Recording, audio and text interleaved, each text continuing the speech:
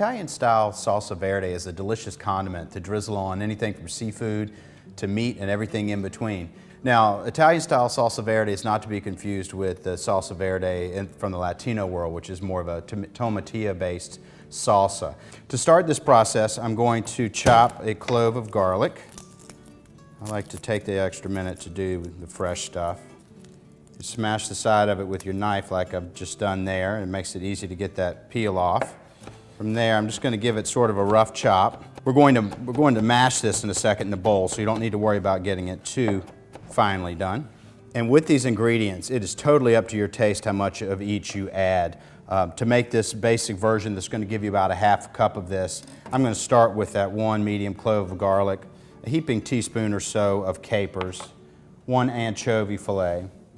And even if you're not an anchovy fan, I would say don't fear the anchovy. So I'm going to take, I happen to have my muddler here, and I'm going to mash those 3 together.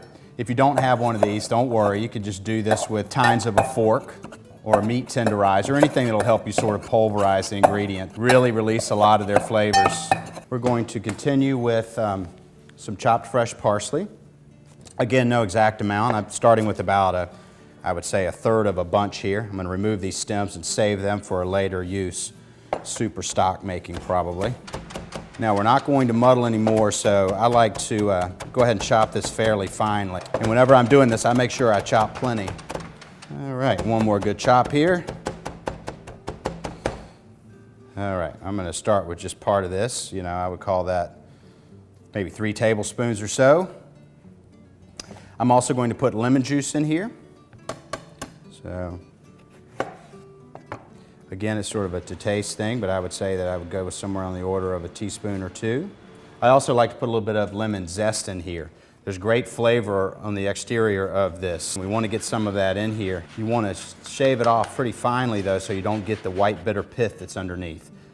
Using a fine microplane grater is a great way to do that. A teaspoon or so of that. From there, I'm going to add a good quality extra virgin olive oil.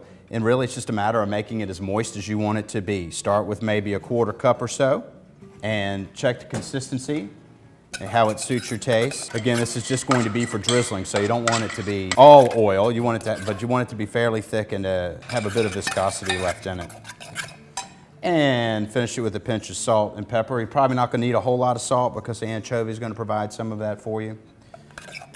And what I really like to do is mix this several hours out and let it sit, and then come back and adjust the flavors again right before you serve it, because certainly the flavor balance is going to change as it sits. So there you have a great, refreshing summer condiment in Italian salsa verde.